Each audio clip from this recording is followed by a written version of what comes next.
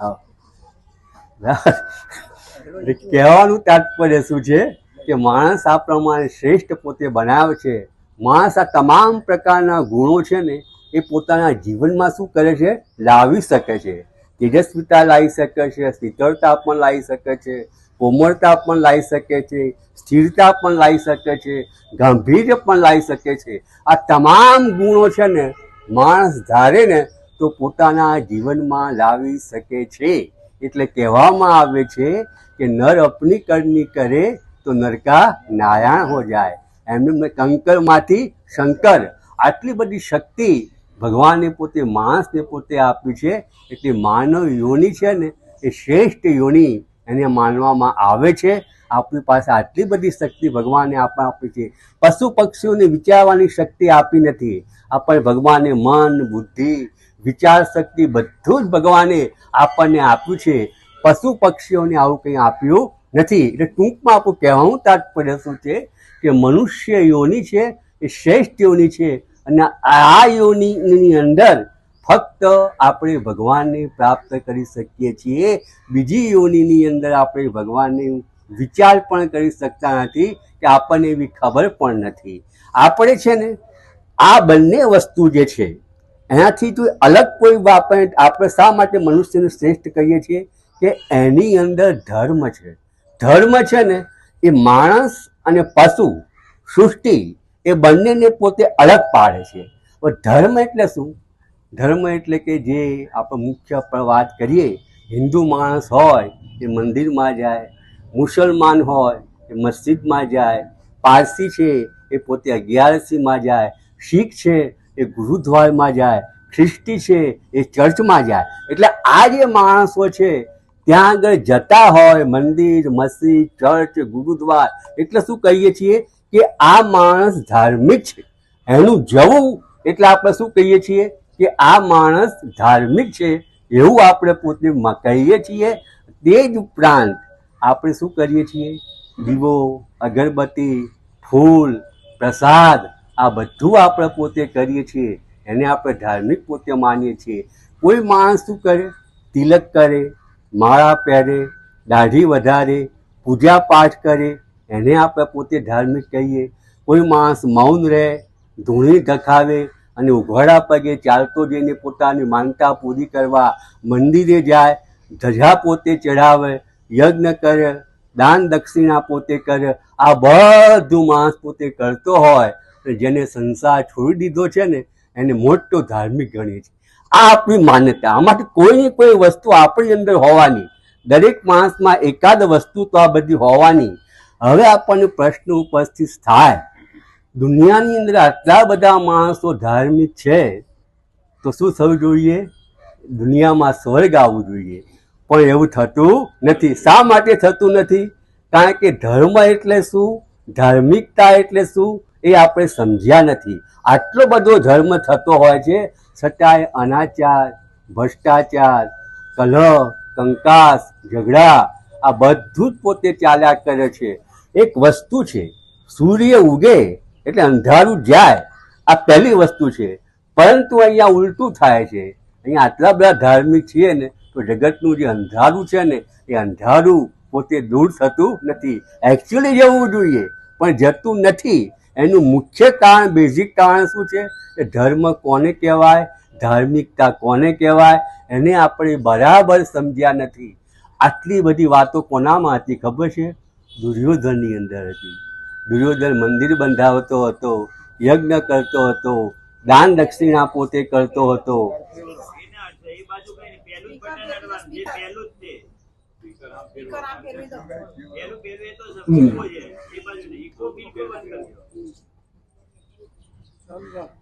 દુર્યોધન છે ને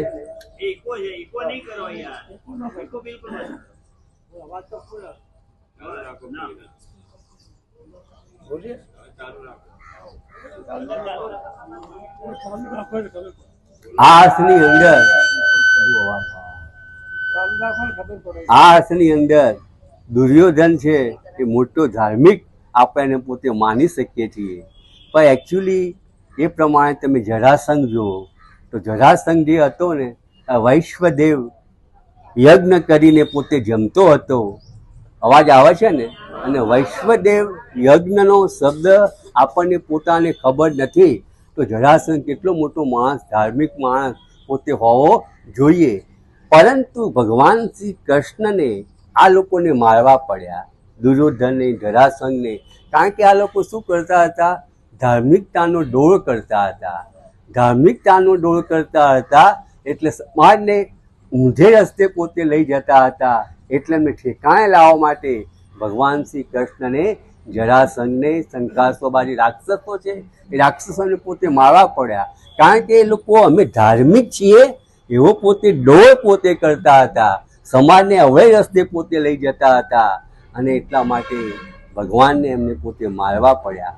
હવે આપણે આ બધી વાતો પોતે કરી તો મહાભારતકાળ વ્યાસ શું કહે છે? મહાભારતકાળ વ્યાસ કહે છે કે એકચ્યુઅલી ધર્મ કોને કહેવાય? ધર્મ એટલે કે જે ધારણા આપે તે, જીવનની અંદર જે ભોગની દ્રષ્ટિ છે એની જગ્યાએ ભાવની દ્રષ્ટિ આપે તે ધર્મ, જીવનને યોગ્ય આકાર આપે તે ધર્મ, જીવનની અંદર પોઝિટિવ આઉટલુક, વિધાયક દ્રષ્ટિ લાવે તે ધર્મ. અને ત્યાર પછી ધર્મ કોને કહેવાય? કે માણસનું આપણા ઋષિમુનિઓ, આપણા શાસ્ત્રકારો આપણને શું સમજાવે છે? આપણને સમજાવે છે કે આ લોકની અંદર અને પરલોકની અંદર બંનેની અંદર જે સિદ્ધિ અપાવે એને ધર્મ કહેવાય. હવે આ લોક એટલે કે અત્યારે આપણે જે પ્રમાણે રેગ્યુલર જીવન જીવી રહ્યા છીએ તે, ત્યાર પછી આપણું મૃત્યુ થાય, અને મૃત્યુ થાય પછી પણ આપણે સદગતિ આપણી પોતે થાય. આ બંનેની અંદર જે સિદ્ધિ અપાવે ને એને પોતે ધર્મ કહેવાય. આવી શાસ્ત્રકારો આપણી વ્યાખ્યા કરે છે. આ જીવન તો શું, પરલોકની અંદર આપણને સુખ, શાંતિ અને સદગતિ અપાવે એને ધર્મ કહેવાય. બહુ સરસ વ્યાખ્યા આપણા શાસ્ત્રકારોએ આ પ્રમાણે પોતે કરી છે. અને જે માણસ પોતે વિધાયક દ્રષ્ટિથી જોવે છે, પોતે એકલો સારો નથી બનતો, પોતે સારો તો છે પણ બીજા માણસને પોતે ધ્યેય આપે છે, એના જીવનની અંદર પણ વિધાયક દ્રષ્ટિકોણ લાવે છે, એને ધર્મ કહેવાય. પોતાના પૂરતી એ વાત મર્યાદિત રાખતો નથી, એ વિચાર કરે છે કે મારે સામેવાળા માણસને પણ પ્રભુના પંથે પોતે વાળવો જોઈએ. આવી જે વિધાયક દ્રષ્ટિ લાવે છે એને આ પ્રમાણે ધાર્મિક માણસ પોતે કહેવાય. ટૂંકમાં આપણે એટલું પોતે સમજ્યા કે ધર્મ એટલે કે આપણા જીવનને આકાર આપે, ધારણા આપે, ધ્યેય આપે, આ આપણા વિધાયક દ્રષ્ટિ આપે, આને ધર્મ કહેવાય. એકચ્યુઅલી ધર્મની સાચી આઈડેન્ટિફિકેશન જે વ્યાખ્યા છે એ વ્યાખ્યા એની આ પ્રમાણે પોતે, એનો મતલબ એવો નથી કે આપણું ના કરવું જોઈએ. આરતી, દીવો, ઘી, પ્રસાદ, ફૂલ, અગરબત્તી, દાઢી વધારો, તિલક કરો, બધું કરો, મૌન રહો, ધૂણી ધખાવો, વિચિત્ર વિધા, પણ એકચ્યુઅલી આ જે આપણે માનીએ છીએ ને એનાથી કંઈ જગતની અંદર અંધારું દૂર થવાનું નથી. આ વાતો આપણે સમજવી પડશે. આ લોકને અને પરલોકની અંદર જે સિદ્ધિ અપાવે, આ એક જ સેન્ટેન્સ યાદ રાખવાનું, એને ધર્મ કહેવામાં આવે છે. એને ધાર્મિક માણસ આ પ્રમાણે પોતે કહેવામાં પોતે આવતો હોય છે. હવે એના માટે શું છે કે માણસના જીવનની અંદર 6 વસ્તુઓ છે. 6 વસ્તુઓમાં પહેલી કઈ છે? આ જે 6 વસ્તુઓ છે એ 6 વસ્તુઓની અંદર એની પ્રત્યે કઈ દ્રષ્ટિથી જોવે છે ને એના ઉપરથી ધાર્મિક છે કે અધાર્મિક એ નક્કી થાય છે. તો સૌથી પહેલા વસ્તુ કઈ આવે?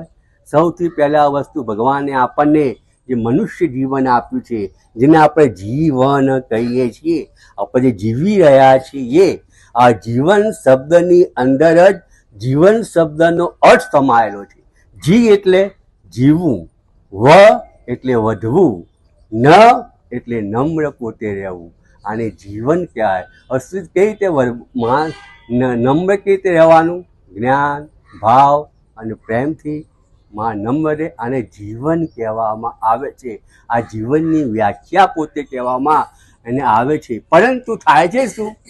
કહેવાતા કથાકારો, ધાર્મિક માણસો આપણને સમજાવે કે શરીર ક્ષણભંગુર છે, મળમૂત્રનો ગોળો છે, સંસાર તુચ્છ છે, અસાર છે, પાપનું ફળ ભોગવવા માટે આપણે બધા આવ્યા છીએ. આ શરીર ભગવાને આપણને આટલા માટે આપ્યું છે.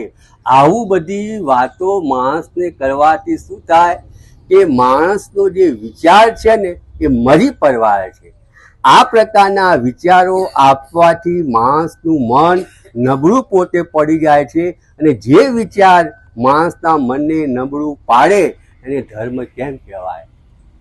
માણસ આ બધું સાંભળે કે મળમૂત્રનો ગોળો છે, શરીર ભંગુર છે, સંસાર અસાર છે, એટલે જીવન પ્રત્યે કોઈ પ્રકારનો આસક્તિ કે મોહ પોતે રહેતા નથી. પરંતુ સામે પક્ષે આપણા ઋષિમુનિઓ આપણને સમજાવે છે કે તારું શરીર છે ને એક મંદિર છે. આ શરીરની અંદર ભગવાન આવીને વસ્યા છે, જે તારું જીવન ચલાવે છે, હૃદયના ધબકારા, ખાધેલું પચાવે છે, રાત્રે સુવાડે છે, સવારે ઉઠાડે છે. આ બધું કોણ કરે છે? આ બધું ભગવાન કરે છે. તો આપણા શરીરને ભગવાન છે. મમે વાંસો જીવ લોકે જીવભૂત સનાતન. આપણે સામેવાળી વ્યક્તિને એમ કહીએ કે ભાઈ તારા શરીરની અંદર ભગવાન રહેલા છે, તેમાં એક પ્રકારની ખુમારી આવે છે, અસ્મિતા આવે છે, તેજસ્વિતા પોતે આવે છે કે હું સામાન્ય બાપનો દીકરો નથી, તો મારો બાપ પરમ કૃપાળુ પરમાત્મા પરમેશ્વર છે, જે સમગ્ર સૃષ્ટિ પોતે ચલાવી રહ્યો છે. આવી ખુમારી માણસમાં જો નિર્માણ થાય ને તો એને જીવન કેવું લાગે છે? જીવન એ સજા લાગતું નથી.